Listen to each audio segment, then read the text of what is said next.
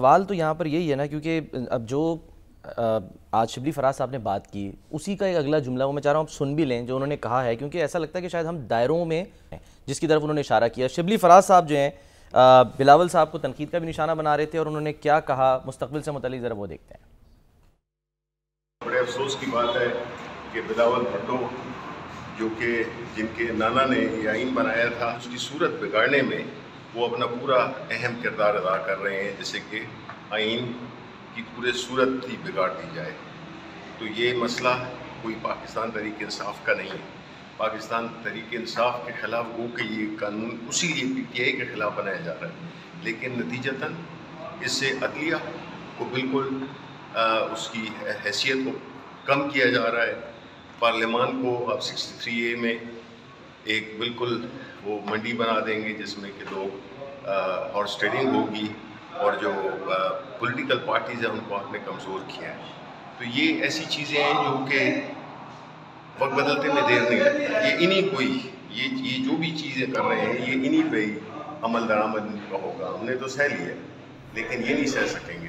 نانا کی تو وہ سر ظاہر ہے بات کر رہے ہیں، لیکن نواسے پر تنقید کر رہے ہیں. ساتھ ساتھ آپ کو یاد ہوگا کہ مشاہد اللہ خان صاحب مرحوم وہ بھی یہ بات اسمبلی کے فلور پہ کہہ کے چلے گئے تھے کہ جی کل کو جب آپ روئیں گے تو آپ کے آنسو پوچھنے والا کوئی نہیں ہوگا، ہم میں سے کوئی آپ کے آنسو پوچھے گا. آج وہ بات ہو بھی رہی ہے، اور اسی کو بنیاد بناتے ہوئے شبلی فراز صاحب پھر مستقبل کی بات کر رہے ہیں کہ جی ہم نے تو برداشت کر لیا، ہم نے سہ لیا، آپ نہیں سہ سکیں گے. یہ سلمان صاحب اسی تناظر میں نانا کے تو میں نے بتا دیا کہ جس کو وہ انڈورسمنٹ لے رہے ہیں کہ نانا نے کانسٹیٹیوشن بنایا تھا. میں نے بتایا کہ نانا نے جو 5 امینڈمنٹس کی کانسٹیٹیوشن میں، جو 4 سال میں کسی آئین کو 7 امینڈمنٹس لے آنا، نوٹ 5 امینڈمنٹس بنیادی حقوق اور عدلیہ کے بارے میں، ہائی کورٹ اور سپریم کورٹ کے بارے میں، اور اس کے بعد آخری جو ہے وہ ہے ریفرنڈم کے بارے میں.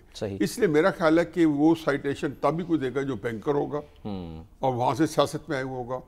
اس کا پولیٹیکل جو ہے نا، ان کو پتہ ہی نہیں کہ پاکستان کے اندر آئین کی تاریخ تو پچھلے 75 سال سے ہے. چاہے کیا شروع کریں، ان میں ہم تفصیل میں نہیں جاتے، وہ اس وقت ضرورت نہیں ہے اور گنجائش نہیں اپنی اصل شکل میں. سر لیکن بات یہ کہ اس وقت اصل میں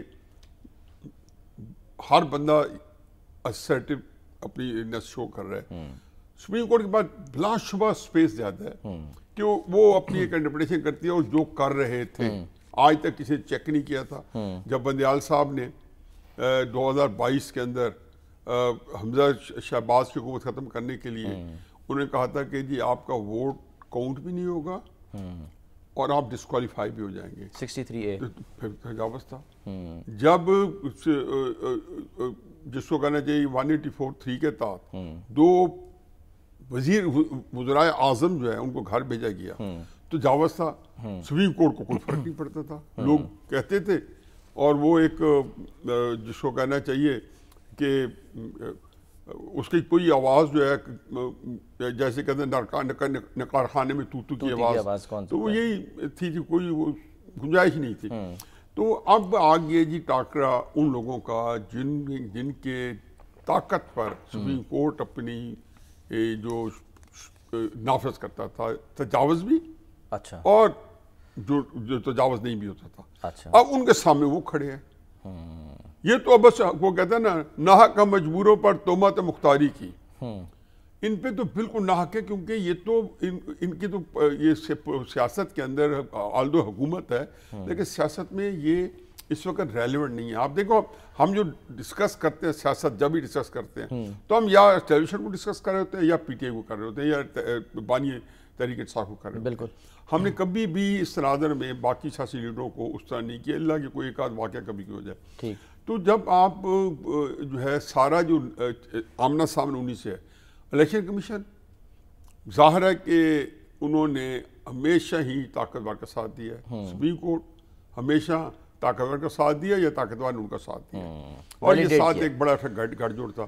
اب سپریم کورٹ دیکھتے ہیں جی کہ میرا خیال ہے کہ اللہ کرے کہ بڑے حادثے کے بغیر ہم نکل جائیں، کیونکہ اس طرح کے سیاسی عدم استحکام کے اندر یہ جو کام ہو رہا ہے اس کی ہم تفصیل میں نہیں جاتے کہ جی کیا جو کل بھی ہم نے ڈسکس کیے ہیں.